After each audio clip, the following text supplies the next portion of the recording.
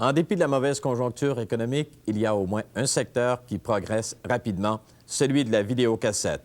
À Montréal, on compte environ 25 boutiques et clubs de vidéo. Les ventes augmentent de 200 à 300 % à chaque année.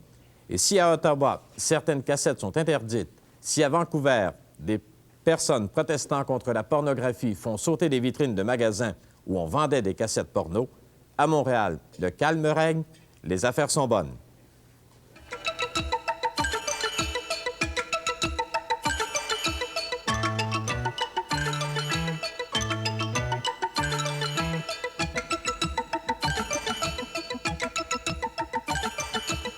Si vous possédez un magnétoscope, qui vous aura coûté en moyenne 900 $ et que vous louez 8 à 10 cassettes de films par semaine, vous êtes un bon client d'un club vidéo. Contrairement aux habitudes d'il y a 2 ans, ce ne sont pas les cassettes vierges qui intéressent les propriétaires de magnétoscopes, on est moins intéressé aux films qui passent à la TV, mais plutôt les cassettes de films qui étaient à l'affiche il y a peu de temps dans les salles de cinéma. Et plus le film est récent, plus il a la faveur des amateurs de vidéo, à la condition de ne pas être un navet, bien sûr. Et les acheteurs de magnétoscopes ne se retrouvent pas nécessairement dans les hauts salariés. Dans les derniers mois, il y en a, disons, des pourcentages sont doublés, triplés de ventes de vidéos. Puis on trouve des gens qui achètent des vidéos ne sont pas des gens avec beaucoup d'argent, ce sont des gens avec des salaires moyens, des salaires plus bas. Ils s'intéressent d'acheter des vidéos parce que le prix des vidéos est descendu comme des prix d'ordinateur parce que la technologie est plus évoluée. Alors, avec disons, un coût de 500-600 $, 700 $, quelqu'un peut acheter une machine à vidéo. Pour 2 $ par soir, des gens trouvent que c'est beaucoup plus satisfaisant pour eux de dépenser quelques dollars sur une location de film au lieu d'aller en bonne ville, payer des frais pour quelqu'un pour garder leurs enfants, payer pour un dîner, payer de gasoline, payer pour le cinéma. Ils n'ont pas cet argent-là à ce temps. Alors, une des moyens plus économiques de se divertir, c'est de venir louer un film puis emporter ça chez eux. Est-ce qu'il y en a qui achètent leurs cassettes des films préenregistrés? Oui, c'est rare qu'on trouve que des gens veulent dépenser, disons, 100 $ ou 120 $ pour acheter une cassette parce que même si on prend un film comme Conan the Barbarian, combien de fois vous voulez voir ce film-là?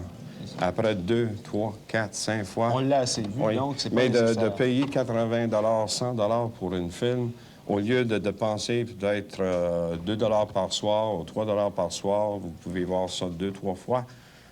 Le loin, tout simplement. Le loin, c'est moins C'est cher. le prix que ça vous coûte à vous, ça, 80 $ le film environ? Ça se dépend. Oui, la moyenne pour nous, c'est 90 $ par film. Ça, c'est le prix moyen. Alors, il y en a des films qui nous coûtent jusqu'à 130 $ pour une cassette. Et vous le louez 2 ou 3 $ 2 environ. ou 3 $. Il faut donc que vous le louiez quand même passablement de fois pour rentrer dans votre argent et par la suite faire des profits. Oui, c'est ça. Mais de l'autre côté aussi, il y en a des frais de membre, une carte de membre qui nous aide à payer un pourcentage du cassette.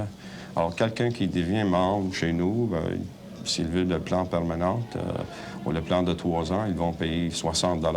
Il y en a beaucoup de gens qui veulent ouvrir des clubs de vidéo, mais d'être rentable, un club de vidéo doit en avoir au moins 400 cassettes, 500 cassettes, disons 250 à 300 films.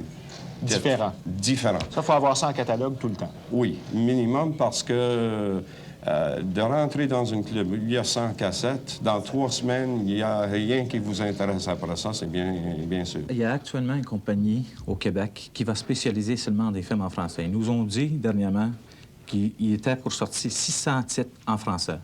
Puis ça, c'est... C'est pour prochainement? Prochainement, oui. 600 titres en français, ça va représenter quel pourcentage de l'ensemble des titres que vous allez offrir? Nous autres, disons environ peut-être 35 %. Et actuellement, ça représente quoi?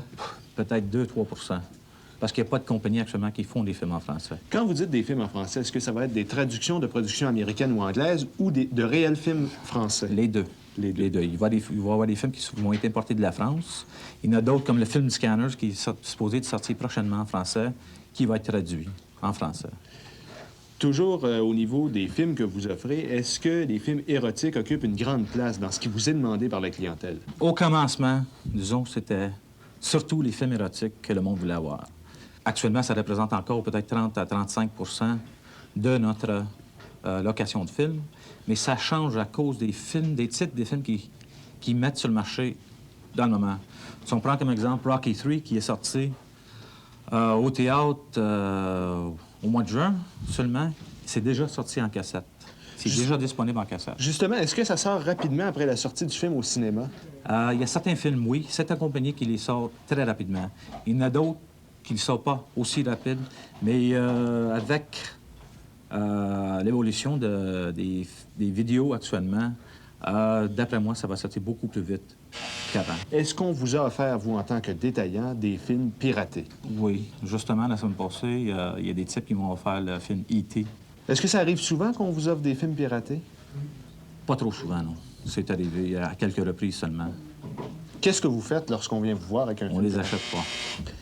Est-ce que le danger est grand de se faire prendre si on vend des cassettes piratées? Surtout les compagnies. Disons, si un film comme E.T., c'est la compagnie même qui va, si jamais il y a quelque chose qui vient à savoir que nous autres, on a acheté ou on loue ou on vend le film E.T., la compagnie même va prendre des procédures légales contre le magasin. Est-ce que vous croyez que le marché va devenir saturé? Il en pousse comme des champignons de ces clubs-là. Oui, mais de d'autre côté, il y en a des clubs de vidéo qui ferment une après l'autre aussi, partout en Amérique du Nord. Ça prend une connaissance de vidéo.